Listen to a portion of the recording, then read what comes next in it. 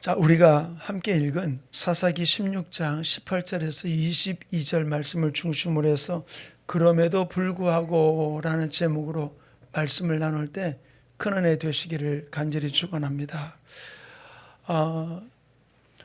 오늘 말씀을 좀 들어가면서 질문을 좀 하나 드릴게요. 우리 여자분들은 그러니까 파마를 하잖아요. 또 어떤 날은 카트도 하고, 어떤 데는 머리를 길렀다가 좀 여자분들은 그러더라고요.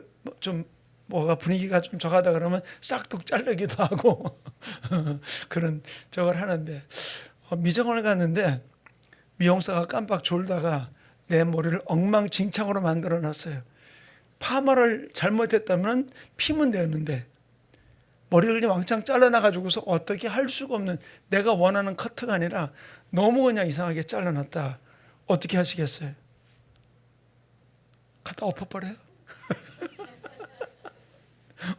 엎어버린다고 저기 머리카락이 붙는 것도 아니고 씩씩대지면 어떻게 됩니까? 뭐 예를 들어서 뭐로 보상받을 수도 있고 뭐 할 수 있겠지만, 그러나 망가진 머리, 잘라진 머리, 짧아진 머리는 어떻게 하겠어요? 어떻게 할 수가 없는 거죠. 근데 보세요, 어떤 일이 있습니까? 그러나도 참는 이유가 뭡니까? 조금 있으면 잘하니까.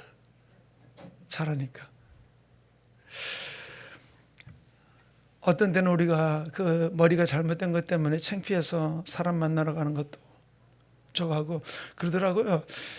여자분들이 이렇게 모자 쓰고 나오면은 이유가 있대. 왜? 머리 감기 싫어가지고서 누구 만나러 가긴 해야 되는데, 그래서 모자 하나 딱 뒤집어 쓰고 나면 그렇게 편하다고 그런 얘기도 하더라고요. 어쨌든 내가 좀 머리가 좀 불편하면은 여자분들은 외출하는 거 굉장히 힘들어 하죠. 사람들 만나는 것도 싫어하고. 그런데 한 달만 기다리면 어떻게 돼요? 또 머리는 자라게 되는 거죠. 어떤 분은 좀 차이가 있지만 좀 오래 걸리는 분도 있지만 짧게 걸리는 분도 계시잖아요. 저는 오늘 우리 성도들과 함께 설교를 나누면서 내 삶이 내가 회복할 수 없는 것 같은 일을 만났다 할지라도 하나님이 나를 다스리고 나를 통치하고 나를 이끌고 있다는 사실을 오늘 말씀을 통해서 여러분들이 다시 하나님의 그 묘미를, 우리를 이끌어 가시는 묘미를 발견하는 우리 성도들 되기를 간절히 축원합니다. 오늘 본문 말씀 속에서 우리 앞에 있는 들릴라에게 머리 깎인 거는 빼놓고 21절과 22절을 가만히 본다면, 21절로 만약에 이 사사기 16장, 17장, 16장이 끝났다면 어떻게 됐을까요? 어떻게 해요? 21절에 그랬잖아요. 블레셋 사람들이 그를 붙잡아 그의 눈을 빼고 끌고 가사에 내려가 노줄로 매고 그에게 옥에서 맷돌을 돌리게 하였더라. 여기서 딱 끝났다 그러면은 아마 성경적인 드라마는 없을 수 있을 거예요. 그런데 그 다음에 22절에 뭡니까? 같이 읽어볼까요? 22절 시작. 그의 머리털이 밀린 후에 다시 자라기 시작하니라. 여기서 하나님의 놀라운 묘미가 있다는 거예요. 그게 뭐냐? 우리가 머리카락이 자라는 걸 여러분들 혹시 느끼는 분 계세요? 아침에 일어났더니 머리가 쑥쑥 자랐어. 저도 어떤 때는 아침에 이렇게 수염을 제가 항상 깎거든요. 근데 어느 날은 수염이 안 깎아도 될 정도로 안 자란 날도 있고요. 또 저녁 때 잘 때는 이렇게 세수를 하고 들어갈 때 보면은 수염이 없는 것 같아요. 안 자란 것 같아요. 근데 자고 나면은 아침에 보면 수염이 자라더라고요. 근데 내 수염이 또 내 머리카락이 자라는 걸 혹시 느끼는 분 계세요? 내가 머리카락이 자라고 있어. 많이 자라고 있네. 꼼지락꼼지락 막 자라네. 그런 걸 혹시 느끼는 분 계세요? 느낀다면 좀 이상한 거죠. 근데 우리가 머리카락이 자라는 거를 내가 느낄 수도 없고 느끼지도 못하고 그렇지만 우리가 믿는 건 한 가지가 있죠. 머리카락은 자라요. 내가 느끼든 느끼지 않든 머리카락은 자라나고 있는 것이죠. 사랑하는 성도님, 하나님이 이 땅을 다스리고 이 땅을 통치하고 나를 붙들고 있고 변함없는 그 하나님이 우리 아까 찬양 부르는 것 가운데서도 모든 상황 속에서도 주님을 찬양하고 예비하기로 내가 확정했다는 찬양을 불렀잖아요. 주님을 내 아버지, 내 구세주로 내가 분명하게 믿는다면은 내 상황이 어떤 때는 실패한 것 같고 넘어진 것 같고 다시 회복할 수 없는 그런 일들이 내게 있다 할지라도 예수님께서 십자가로 우리를 구속시켜 주시고 하나님의 자녀 삼아 주신 우리들을 그냥 놔두는 게 아니라 하나님은 우리를 회복시키시고 다시 일어나게 하시고 다시 하나님의 놀라운 역사 가운데 나가게 만드는 분이 나의 아버지임을 믿으시기를 간절히 축원합니다. 내가 어떤 때는 내 삶 속에서 변화되는 것을 전혀 느끼지 못할 때도 있어요. 뭔가 왜 답답한 듯이 그냥 그대로 머물러 있는 것 같고 물이 풀어져 가는 것 같지 않고 그런 답답한 상황이 이루어질 수 있어요. 그러나 어느 순간에 돌이켜보면은 됐네? 이렇게 됐네? 라고 하는 부분들을 느끼는 경우가 있을 수 있는 것이죠. 저도 이번에 깜짝 놀란 게 사실 제가 그 미국 우리 아들 안수식에 갔을 때 그 제 두 분의 의사 선생님들이 저라고 뭐라 그랬냐면요. 목사님 긴박한 건 아는데 가지 마십시오. 그리고 한 분은 뭐라고 얘기하냐면 여기 내과 원장님 뭐라 했냐면요. 목사님 만약에 기침이 나고 감기가 되면은 폐혈증이 오면은 목사님 큰일 납니다. 그러면서 약을 더 져주면서 만약 꼭 이거 가지고서 좀만 기침이 나면 바로 잡수시라고 그런 얘기를 하면서 불안을 잔뜩 심어주고 가게 만들었거든요. 그래서 저도 갔다 와가지고서 저도 나름대로 검사를 해보면서 뭔가 좀 확 바뀐 줄을 알고 기대를 막 하면서 있었는데 전혀 그게 없을 때 제 마음에서 실망이 있더라고요. 내가 그만큼 했는데 그만큼 기도했는데 그만큼 열심히 쫓아다녔는데 어떻게 이럴 수 있을까? 그러는데 하나님은 내가 딱 맥을 놓고 있는 그 순간에 어떤 때는 내가 딱 그래도 한번 해보자 그러면서 다시 시작하고 딱 나갔는데 검사했는데 정상으로 나왔다 그러는데 저하고 같이 치료받던 분이 뭐라 하냐면요. 얼굴이 너무 환해요. 그러는 거예요. 제가 막 웃고 다녔던가 봐요. 그 검사지 들고 막 돌아다니니까 그렇게 얼굴이 하나다 그러더라고요. 예, 지금 내가 이렇게 나왔습니다. 그랬더니 그분이 깜짝 놀라는 거예요. 서로 이렇게 치료받은 기간들을 보니까 그분 날짜가 저하고 날짜가 불과 한 2, 3주밖에 차이가 안 나요.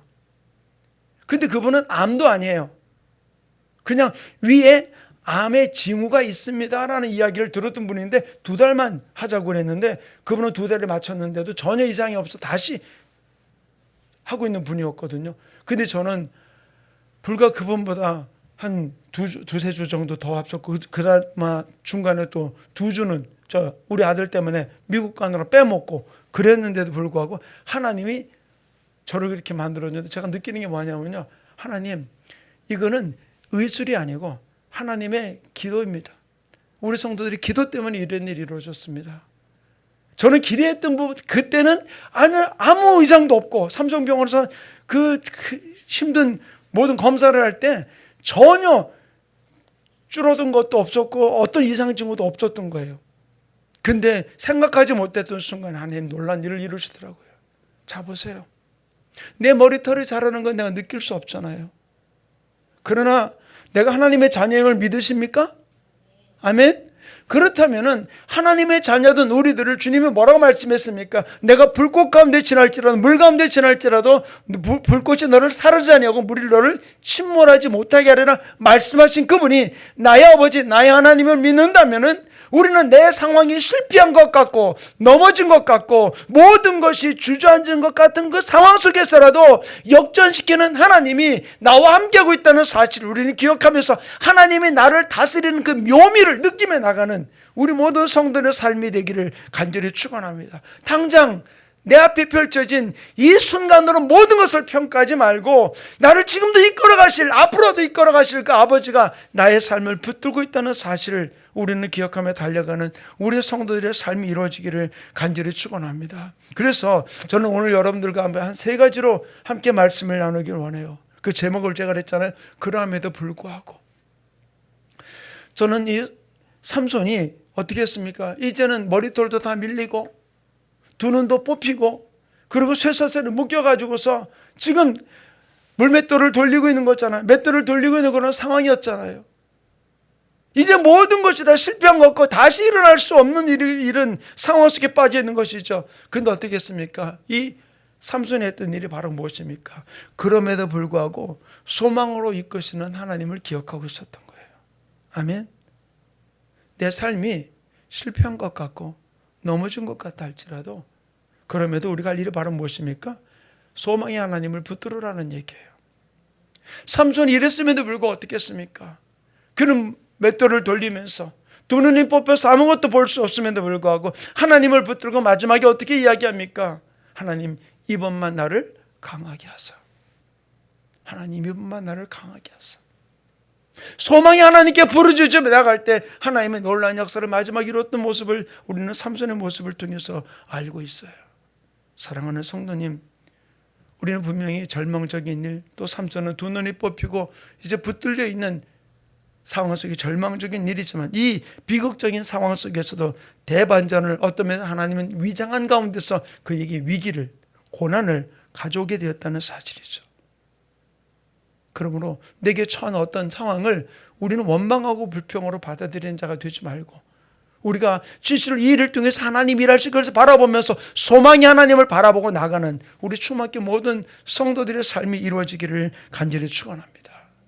삼손의 미련함 때문에, 삼손의 그 음란함 때문에 머리가 잘리고 두 눈이 뽑히고 맷돌을 돌리게 되었지만 자기들의 인생의 가장 비참한 가운데 빠져있던 그 상황이었지만 바로 삼손은 어떻게 했습니까? 그가 낙심하고 실망하며 맷돌을 돌리고 있을 그때 어떻게 했어요? 하나님은 알게 모르게 그 머리가 자라게 하셨던 거예요. 자라게. 근데 여기서 하나 알아야 될 일이 삼손은 머리가 깎이는 순간 하나님으로부터 버림받으면서 떠났던 게 아니에요. 자기는 그 머리털이 있을 때도 어떻게 했어요? 머리카락이 잘리지 않았을 때도 자기 힘으로 모든 것을 하는 것 같이 착각을 했잖아요. 그가 머리털을 밀리고 난 다음에 또 뭐라고 그랬습니까? 우리 본문에 읽은 말씀 가운데 내가 일어나서 그들을 치리라. 자기 힘으로 모든 것을 하는 것 같이 착각했던 게 바로 이 삼손이었었어요. 암 중에 가장 무서운 암이 뭔지 혹시 아세요?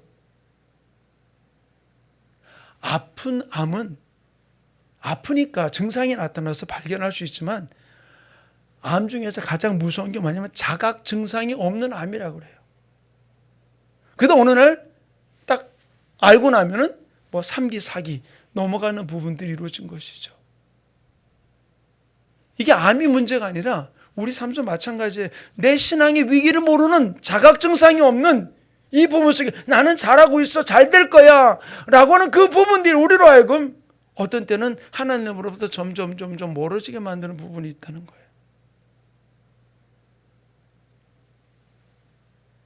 삼손이 가졌던 문제는 바로 무엇입니까? 내 힘으로 이 모든 일을 떨치는 것 같이 착각했던 거예요. 그러니까 그 여인이 꼬일 때 뭐라고 그랬습니까? 야, 너는 아니다 그러고 떨쳐버리면 되는데도 불구하고 뭐라고 그랬습니까? 점점 좁혀가잖아요. 뭐 끈으로 새 끈으로 묶으면 된다. 내 머리칼 가지고서 바디에다 짜면 된다. 점점 머리로 가다가 결국 뭐라고 그랬습니까? 내 머리가 나의 힘이다 라고 이야기한 것이죠. 우리 신앙이 무뎌지면 어떤 일이 벌어질까요?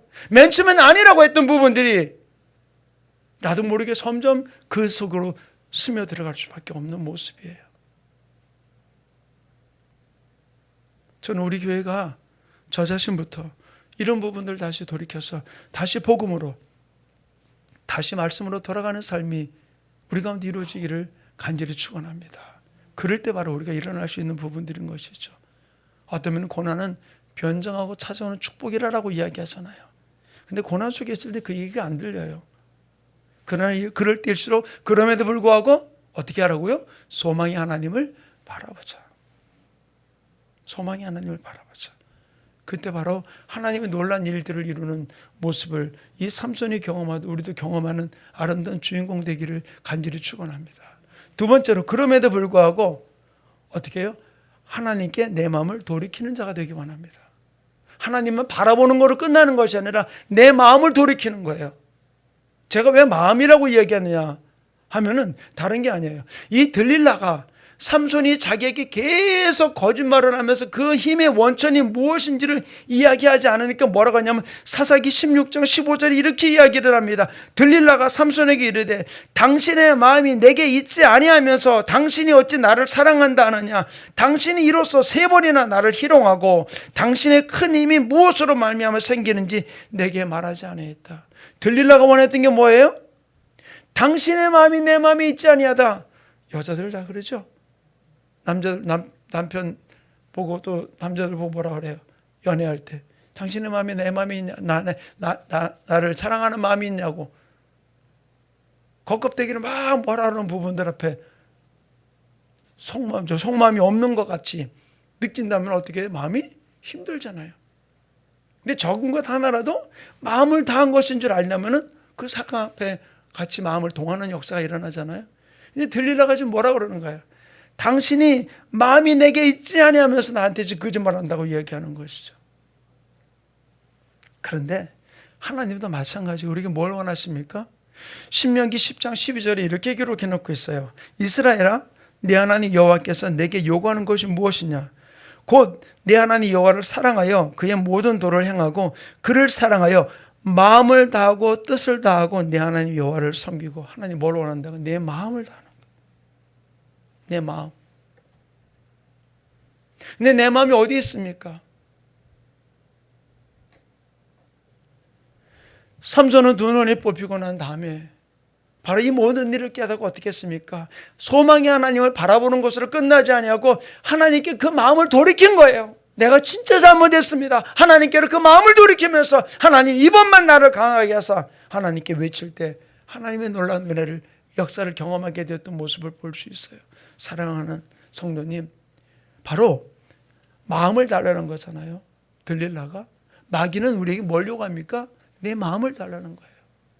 내 마음을 뺏으려고 이것으로 저것으로 우리를 유혹하고 미혹할 때가 수없이 많이 있는 것이죠. 하나님도 우리의 마음을 원하고 계세요. 악한 세상도 어떻게 해요? 우리의 마음을 원하고 있는 거예요. 마음을 빼앗으려고 여러 가지로 많은 일들을 꾸미고 있다는 거예요.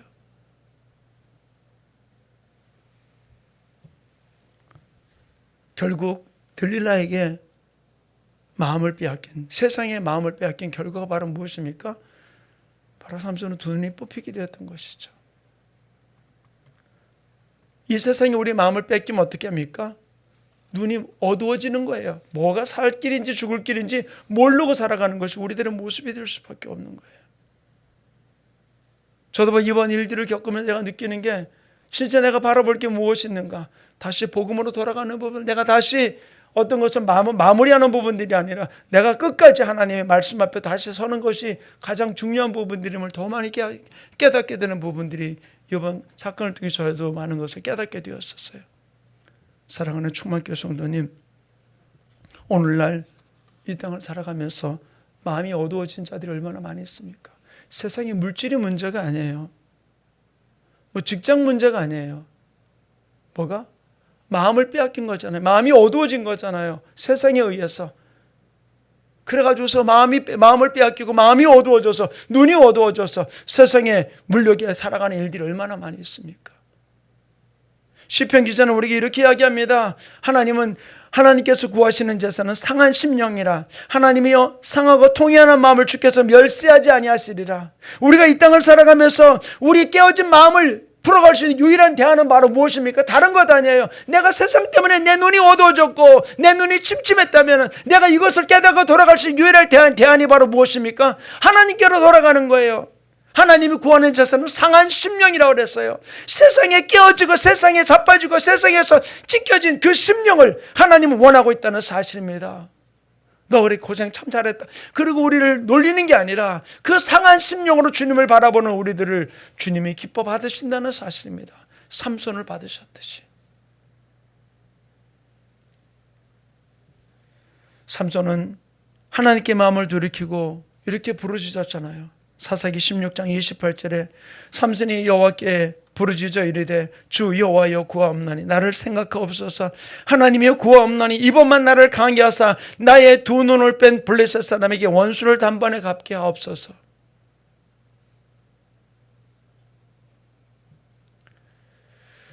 부활하신 예수님께서 무덤을 찾아온 여인들에게 한 가지 부탁한 게 바로 무엇입니까? 마태복음 28장 9절 10절에 보면 이렇게 이야기를 합니다. 예수께서 그들을 만나 이르시되 평안하냐 하시거늘 여자들이 나아가 그 발을 붙잡고 경배하니 이에 예수께서 이르시되 무서워하지 말라 가서 내 형제들에게 갈릴리로 가라 하니 거기서 나를 보리라 한지라. 저는 이 말씀을 보면서 이미 제자들은 예수님이 죽었고 무덤에 갇힌 걸 다 알고 있고 혹여나 부활의 소식이 전했음에도 불구하고 그들은 그것을 깨닫지 못했던 상황이었잖아요. 그리고 이미 그들은 두려운 마음속에서 지금 숨어있는 그들의 모습이었었잖아요. 그러나 그들에게 무엇을 이야기합니까? 갈릴리로 가라. 왜? 예수님을 만났던 그곳으로 가라. 우리가 내 마음이 상했다면 우리가 할 일이 바로 무엇입니까? 우리는 다시 돌아가야 돼요. 어디로? 처음으로 내가 예수님 만났던 그곳으로 다시 주님 앞으로 엎드려야 돼요. 다시 하나님의 말씀 앞에 엎드려야 되는 거예요. 그럴 때 하나님이 우리를 회복시켜주는 놀라운 역사가 일어나게 되는 줄로 믿습니다. 내가 예수님 만났던 그 장소, 그렇게 울부짖던 그 모든 일로 우리가 다시 돌아가서 그분 앞에 엎드릴 때 하나님 우리의 삶 속에 놀라운 일들을 풀어가는 역사가 일어나게 될 줄로 믿습니다.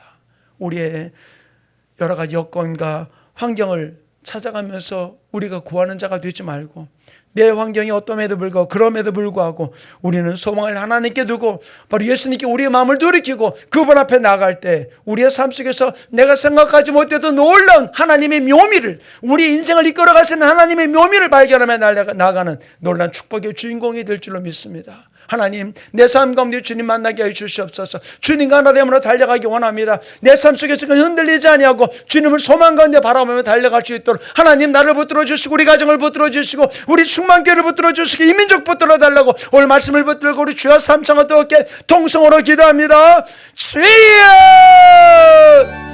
주여 주여 할렐루야. 아버지 하나님 은혜를 붙들어 주시고 축복해 주시고 역사